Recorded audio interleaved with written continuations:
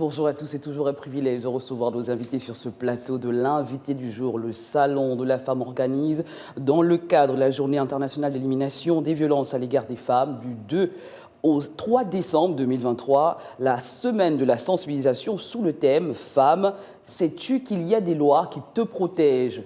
Alors nous recevons justement pour parler de cette semaine de la sensibilisation sur ce plateau de Gabon 24, magistrate et présidente de cette plateforme, le Salon de la Femme, Madame Sidonie Florowé, pour nous parler, nous donner plus de détails sur cette semaine de la sensibilisation. Bonjour. Bonjour. Madame Sidonie, oui, bienvenue sur Gabon 24. Merci, c'est un plaisir de venir chez vous. Un plaisir partagé à chaque fois. Alors on va tout de suite rentrer dans le vif du sujet. Cette campagne, évidemment, a pour objectif de mettre la violence au grand jour et de montrer son ampleur dans la société.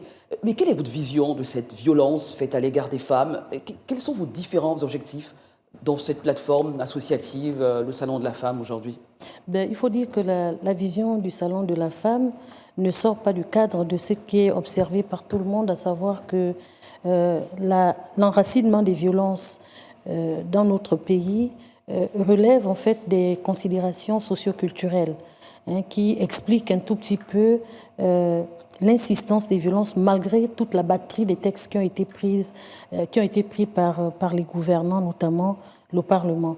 Et puis, les objectifs poursuivis par le Salon de la Femme, c'est d'intensifier la vulgarisation, sensibiliser les femmes pour connaître un tout petit peu les différentes formes de violence, parce qu'il arrive qu'elles ne sachent pas exactement que tel acte posé sur elles constitue une violence dont elle peut tout à fait revendiquer le droit, parce que porter plainte, c'est revendiquer un droit pour dénoncer les violences.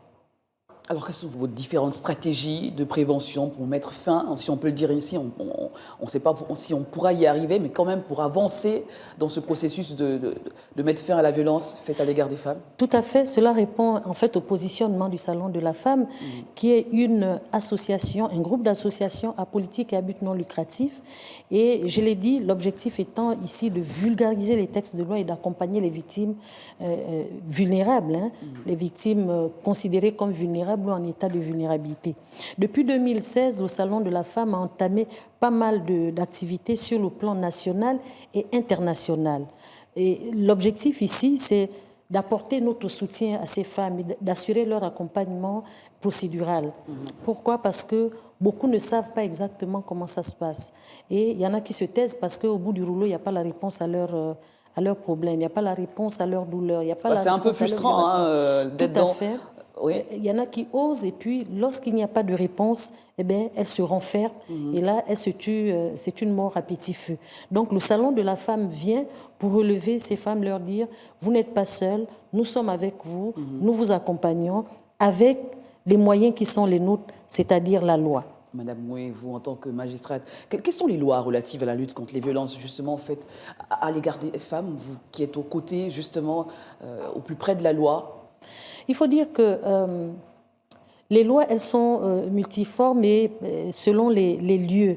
Parce que ces violences-là ne s'exercent pas à un endroit précis. Ce sont des violences qu'on trouve en milieu professionnel, ce sont des violences qu'on trouve en milieu familial, ce sont des violences qu'on trouve en milieu scolaire et ce sont des violences également qu'on trouve dans d'autres milieux, notamment dans le cadre du veuvage. Il faut dire que le Gabon, notre pays, a fait un bond qualitatif en ce qui concerne les réformes pour équilibrer non seulement les droits entre les femmes entre les hommes et les femmes depuis 2015 avec la visitation donc de la loi sur la succession qui en fait rendait la femme tout à fait réduite parce qu'il y avait un conseil de famille qui était tenu par les parents du défunt où il y avait une confusion de droits entre leurs droits où ils se retrouvaient héritiers et les droits de la succession, dépouillant ainsi les successibles. À ce niveau, Madame Oué? Nous sommes passés du conseil de famille au conseil successoral où il n'y a que les héritiers désignés qui sont appelés à siéger, à savoir le père ou la mère du défunt s'ils vivent encore ou de la défunte, le conjoint survivant si l'époux était marié et les enfants de cette personne. C'est-à-dire que là, c'est dans le cadre où le défunt n'a pas laissé ou la défunte n'a pas laissé de testament. À ce moment, c'est la loi qui s'applique et avant de faire un quelconque travail, on regarde un certain nombre de choses. Si la personne était mariée, on regarde le régime matrimonial le régime matrimonial qu'il avait choisi, c'est le régime de la communauté des biens. On commence par liquider la communauté pour éviter de confondre la masse successorale, donc les droits de la succession, et les droits du conjoint survivant qui sont dans la masse commune, donc relevant de la communauté des biens. Et puis, après tout ça, il y a un conseil qui siège pour choisir en fait un représentant du conseil successoral pour pouvoir poser tous les actes de la succession qui sont déclinés par cette loi. Et puis, en 2016, nous avons vu la loi sur les quotas. Les quotas des femmes aux élections et également lors des nominations au poste de responsabilité. C'est un quota de 30% qu'on a accordé aux femmes. En 2018, nous avons vu également l'intervention donc de la Constitution avec sa révision où il fallait vraiment... cette révision a consacré l'égalité hommes-femmes, la question de la parité. Et puis, en 2021, nous avons cette batterie des lois où le législateur a revisité certaines dispositions du Code civil en touchant vraiment la première partie de ce code-là consacré à l'état de famille, notamment aux effets du mariage. Très bien, on voit quand même une évolution, surtout du côté de la veuve et de l'orphelin. Tout à fait. Mais victime de violences, concrètement, quels sont les dispositifs pour reprendre sa vie en main? On sait que sous d'autres cieux, il y a tout un processus, tout un encadrement. On emmène la victime à porter plainte, on l'accompagne. On peut même mettre cette victime dans un endroit sécurisé où elle peut se ressourcer un tout petit peu. Et même ses enfants sont suivis, il y a un accompagnement psychologique, il y a tout un encadrement. Comment ça se passe ici au Gabon, Madame Moué? Mais justement, si vous me permettez de terminer, le saut qualitatif qu'a fait le Gabon sur ce plan-là et qui prend d'ailleurs la place de premier en Afrique en raison en fait, donc, de cette performance basée sur les réformes apportées au sujet des femmes. Il y a la loi donc, de 2021 consacrée spécifiquement aux femmes. C'est la loi portant élimination des violences à l'égard des femmes en République gabonaise. Il y a un accompagnement. Le Gabon est allé même plus loin, c'est-à-dire qu'on n'attend même pas que la violence s'exprime. On peut même la prévenir en intégrant donc des ministères stratégiques qui sont dans la stratégie telle que le ministère de l'Éducation nationale. Oui, mais tout le monde devrait s'impliquer, les mairies, tout le monde, les chefs de quartier, tout le monde devrait être impliqué. Le ministère de l'Éducation nationale dans la prévention apprend déjà aux enfants à éviter d'avoir des comportements sexistes pour ne pas troubler l'autre qui est de sexe féminin. C'est très bien. Et puis, il y a également le ministère de la Santé dans le cadre de l'accompagnement. Parce que lorsqu'une femme est victime de violence, quand je dis femme, la loi détermine que la femme, c'est toute personne de sexe féminin âgée de 1 jour à X temps. Ça veut dire que ce n'est pas seulement la femme adulte, y compris également les enfants et les jeunes femmes. Donc, le ministère de la Santé, qui doit faciliter, si vous voulez, l'octroi, par exemple, des certificats médicaux pour les violences physiques et sexuelles. Et puis, il y a le ministère de la justice dans le cadre de la répression, où il faut vraiment sanctionner les auteurs de ces violences. Et in fine, il y a le ministre de l'Emploi, le ministre également des petites et moyennes entreprises pour assurer, si vous voulez, l'insertion sociale de ces personnes victimes de violences qui sont troublées dans leur intégrité morale et physique et qui doivent en fait se reprendre dans la société. Voilà un tout petit peu ce que le législateur gabonais a prévu pour accompagner toutes ces femmes-là. C'est tout un parcours qu'il faut respecter. D'ailleurs, nous avons des commissariats qui sont dédiés, un commissariat qui est dédié à cet effet, qui se trouve à Akanda, qui n'est pas souvent connu du grand public, mais où nous demandons en tant que société civile, donc société, organisation non gouvernementale, à l'État, notamment au ministère de l'Intérieur, un commissariat spécialisé, de renforcer la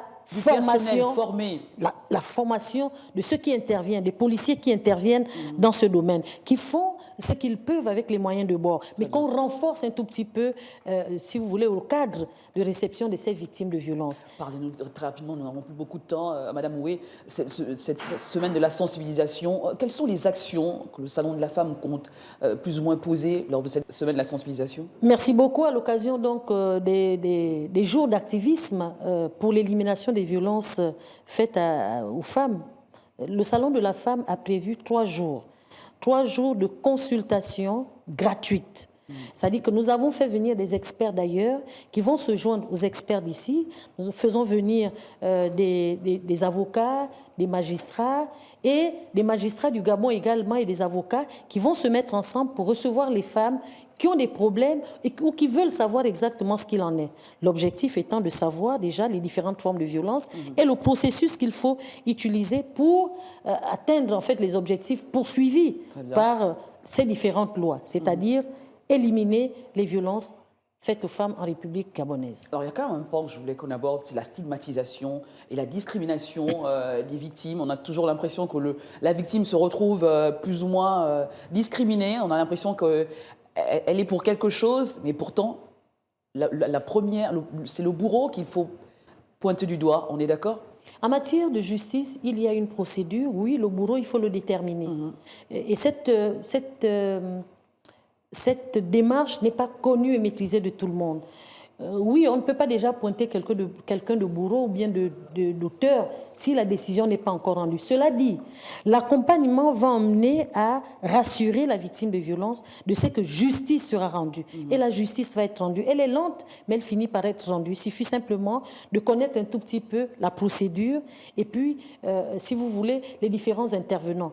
Il y a aussi un problème, c'est que les victimes ne sont pas suffisamment édifiées sur les éléments de preuve. Oui. Il y en a qui sont victimes, par exemple, des violences sexuelles, pour ne pas les citer, de viol, à l'âge de 10 ans ou à l'âge de 15 ans. Elles n'en parlent pas, c'est à 30 bébés, ans. On voit l'actualité, on regarde en ce moment, on voit même des bébés, il y a un procès en cours. Un mot là-dessus, Madame Houé ? Oui, écoutez, moi, cette procédure est couverte par le sceau de la confidentialité.